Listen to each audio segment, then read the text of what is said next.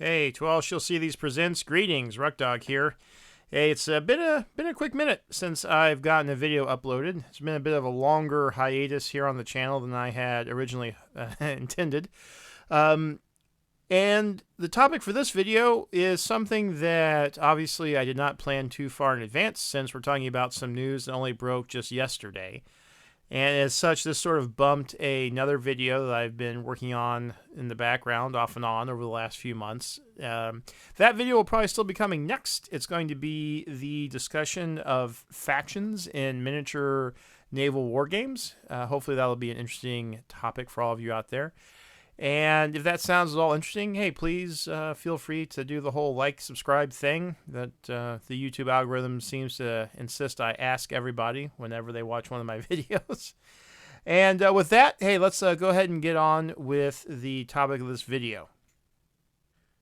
So for this episode, I am going to be talking about the announcement yesterday from Atomic Mass Games that they have decided to end development for Star Wars Armada and also X-Wing. Which means, of course, that as of yesterday, Star Wars Armada is now a Class C game. And those of you that have been around the channel for a bit may remember the Class A, B, C definitions that I've used in the past. A Class C game is simply one that is no longer in production. It's out of print due to cancellation, or maybe the company that made it just sort of abandoned it. It's basically a game that is not directly available. And while Star Wars Armada is not quite in that no longer available at all category, it's rapidly heading that way as the various retailers that carry the product are working to liquidate their remaining inventory. Now, the announcement specifically says it's going to be the end of X-Wing and Armada development. I've never been an X-Wing player personally. I've dabbled in it a little bit, and as a matter of fact, just the past couple of weeks or so, I traded away my small dab of X-Wing stuff I'd had from years ago that never really got a lot of playtime in trade for some miniature tanks for a different game. So I'm not really too moved or shocked or, hurt about the X-Wing announcement. Armada, on the other hand, well, as we've discussed in the last couple episodes of the podcast, Man Battle Station's podcast, that is a little bit of that does hurt a little bit. Although, to be honest, it's not really a huge surprise. The announcements did say that while no new product support is coming, they are going to continue organized play support, at least for now. So whether that's going to continue past this year, I think, is a highly unlikely proposition. But the announcement yesterday, at least the way I read it, doesn't explicitly rule it out. So we'll just have to sort of wait and see on that one. So yeah, the X-Wing is sort of a meh. The Armada was definitely an impact for me. But we'll talk a little bit more about that a little bit later in the video. I mean, spoiler alert, I'm not really going to go anywhere. But we'll get to that. Before then, I just want to talk about my reaction to the announcement. In some ways, I was inspired to record this based on Crabbok's reaction. Now, if you haven't ever been to his channel or seen his reaction video, you really should. I'll put a link in the description. He's probably the preeminent Star Wars Armada YouTuber out there. And he had a really good reaction video yesterday, the day of the announcement. I thought his video was thought-provoking to the extent that I'm almost tempted to make a direct response to it, and not even directly to the discussion about Star Wars Armada and X-Wing, just more on some of the thoughts that he had about wargaming in general on that. But this video is not that. This isn't it. I might still do that one later, but for now, I really just want to focus on my own reactions. So I'm going to step through a few points, and we'll sort of work our way through it. The first point here is, hey, what about fan-made rules? The idea here is that now that the game is no longer being officially supported by Asmodee, Fantasy Flight, or Atomic Mass Games, that sort of means it's open season for whatever kind of homebrew you want to come up with. I mean, to be fair, you could always run any kind of homebrew that you and your opponent was willing to try out. It's not like the miniature wargaming police who are going to show up at the door and arrest you for playing a variant of a ship or something like that. But without the official support now, it becomes a question of, hey, this one particular rule is really bothering us, or this one particular interaction between a couple of different ships or a couple of different upgrade cards or whatever it might be just doesn't feel quite right. So let's maybe tweak that a little bit with a house rule and that kind of thing. And this is something that I think any game who makes the transition into a Class Charlie status, a Class C status per the little scheme I've set up, probably has to come to terms with. And what I would caution or recommend is doing a wait and see approach on this. There is definitely room and some definite advantages to having a fan-led rules development effort for a game, because in general the fan communities can be a little more responsive and a little more decisive when it comes to developing rules fixes and FAQs and balancing passes and this kind of thing. The problem you run into with those efforts, it's not necessarily a guarantee, but it is a high likelihood, is that you wind up with some splintering going on where you've got, all of a sudden you've got, well, hey, let's play by the FAQ. Well, which FAQ are you talking about? Are you talking about the 2024 Eastern Coast FAQ, or do you mean the spring 2025 Colorado Springs FAQ, or do you mean the 2025 West Coast FAQ? You can have different groups, different regions kind of deciding that they want to interpret rules one way, and then another group or region deciding they want to interpret the rules a different way. And that's all fine. It just it can tend to lead to a little bit of a splintering of the community. So I tend to prefer to take a little bit of a wait and see approach with this. Let's give some time for the dust to settle. Let's give some time for the organized play system to work itself out, and we'll just see where it goes from there. Would be my recommendation. But hey, at the end of the day, you own the models. You and your opponent can play the game however you want, and that's always been true. That's always been an option. So don't take that as any kind of denigration or hostility towards homebrew. I just think that in terms of the wider community, in the sense of running organized events, probably just need to hold back a little bit, wait and see, keep the rules sort of frozen in their current state for maybe 6 months or so, just kind of see how everything shakes out would be my thought. And in the future, especially past, the next round of organized play next year, event organizers are going to have to be a little more specific about what rules and what FAQs they're going to be using for the purposes of their event. And that means that, hey, if we do end up with a situation where there's 2 or 3 different competing versions of the rules or FAQs and the like, then, the tournament organizers just have to be specific, saying, hey, we're going to use this specific FAQ for this specific event, and cut down the confusion. And that seems to work pretty well for some of the other games, say like Battlefleet Gothic, where you have those kinds of clarifications being put into the event descriptions and the tournament packages and all the like, so that people are on the same page when they show up to actually play on the day of the event. All right, so the next thing I wanted to talk about here is the wider community impacts. And when I say community, I'm really referring to the Star Wars Armada community. This picture, by the way, is one I took just last month at the Richmond Open. They had a pretty decent crowd to play a Star Wars Armada tournament there. I'll admit I did not participate myself. I was doing a bunch of other games that weekend, and I just didn't have the time to devote to spending a full day playing Star Wars Armada. But there was a good-sized group there, and it looked like they were having a great time. So I think that's a really encouraging sign, to be honest with you. But anyway, the end of official support for the game will probably translate into a little bit of a shrinkage of the community. I don't expect the community to completely disappear. I don't expect it to even really drop drastically. I just do think there are going to be a handful of folks that now that's been officially confirmed that there's no more official support for the game are going to kind of fall away and decide that they'd rather move on to play games in greener pastures. The reason why I don't think there's going to be a huge drop in the player base, though, is that Armada generally strikes me as a game with a pretty baked-in hardcore fan base. I mean, this is a community that's been used to having to go months to years between major releases for the system.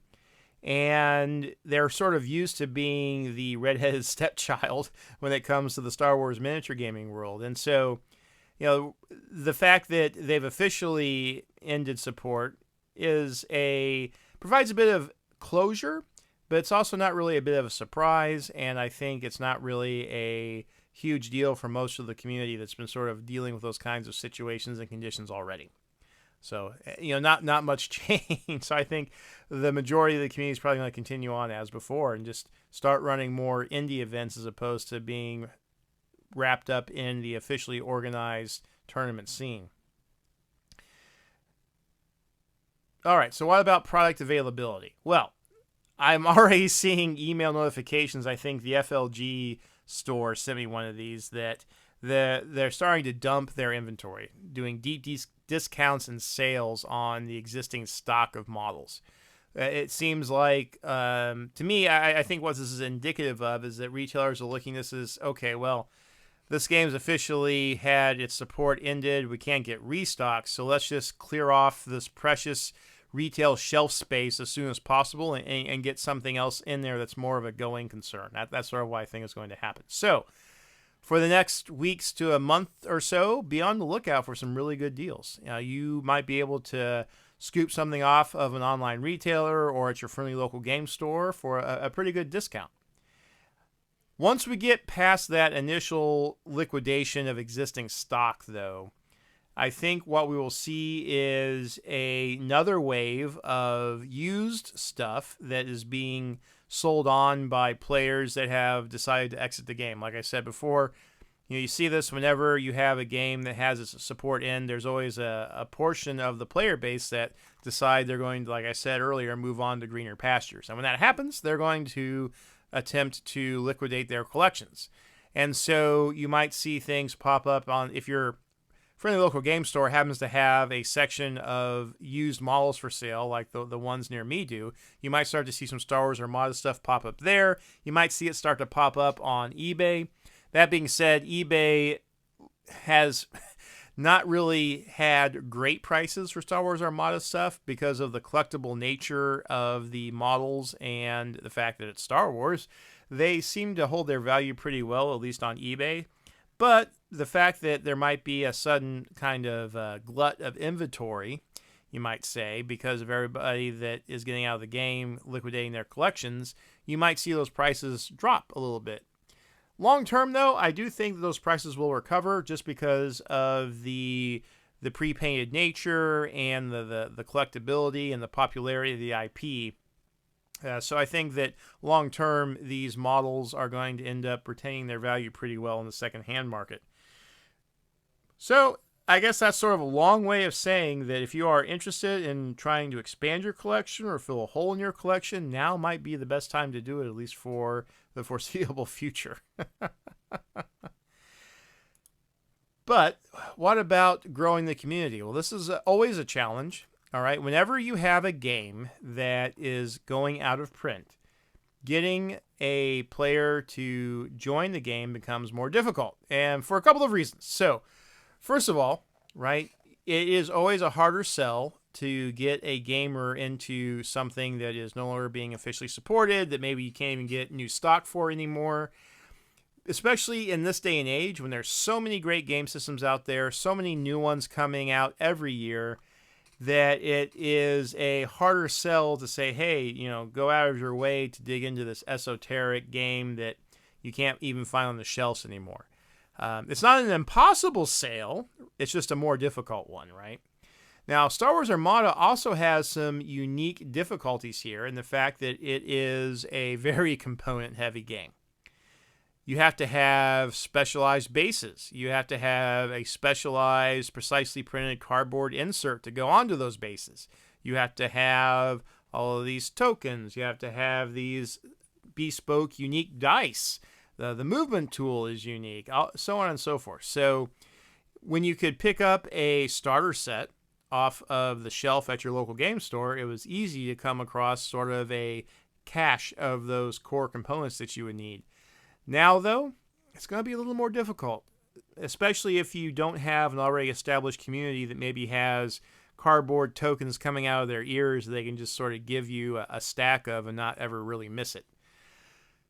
Now, there are some third parties out there that are making various components that will suitably replace the original ones that came in the game.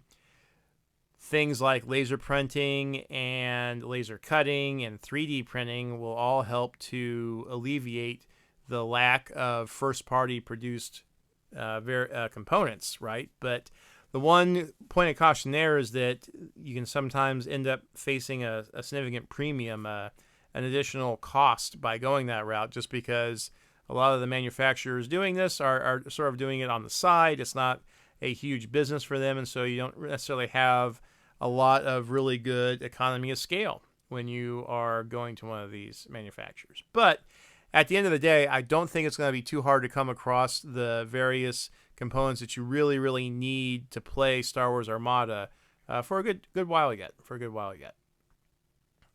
So this is always going to be a challenge at the end, trying to get new people into an out-of-print game.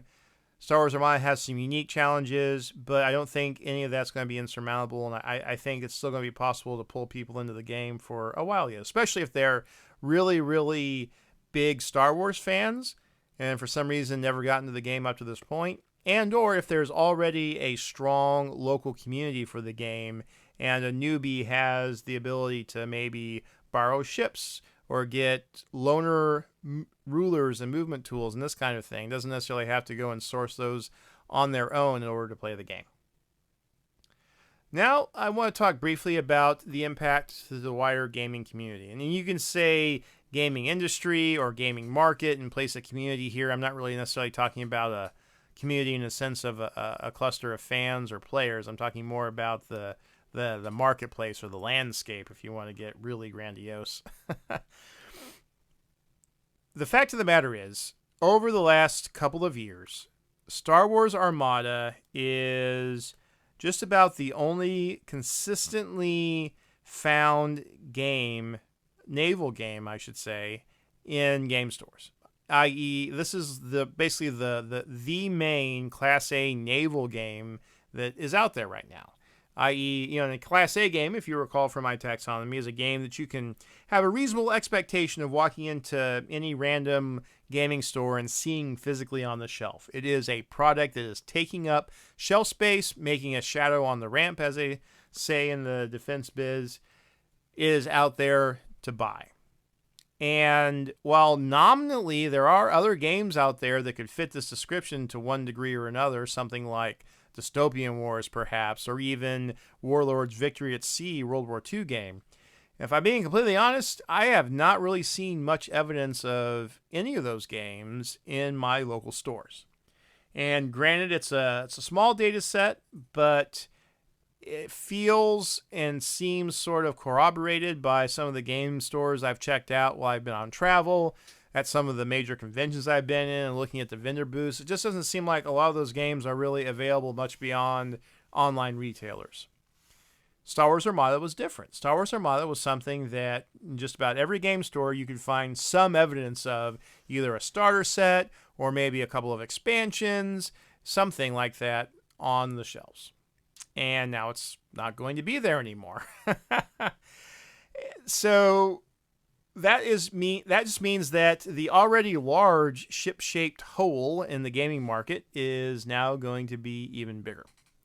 So it really does feel to me like there is a pretty wide lane opening for something like Star Trek Into the Unknown or the Catalyst Games Leviathan's relaunch to come in and really make a bit of a splash in the marketplace.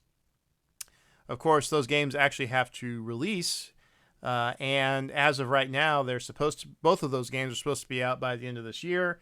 It remains to be seen if they will actually make it or not. We have to, again, wait and see on that because manufacturing difficulties, shipping difficulties, development problems, etc. can all still rear their ugly heads and cause delays to the timeline, even further delays, especially in the case of Leviathans, which was supposed to be shipping already this year, but has slipped about 6 to 9 months by my last accounting of that particular game. Now, this is something that me as a self-professed naval wargaming fan is particularly sensitive to. That being said, though, I fully admit that this is a little bit of a unusual thing for somebody to be concerned about. Most gamers out there are not naval gamers, or at least not primarily naval gamers like the way I consider myself to be. So for most of them, this is not going to be as huge of a deal. But as a naval combat fan, this one is sort of especially disheartening just because this was kind of the flagship naval war game, at least when it came to having a game involving ships sitting on a store shelf somewhere.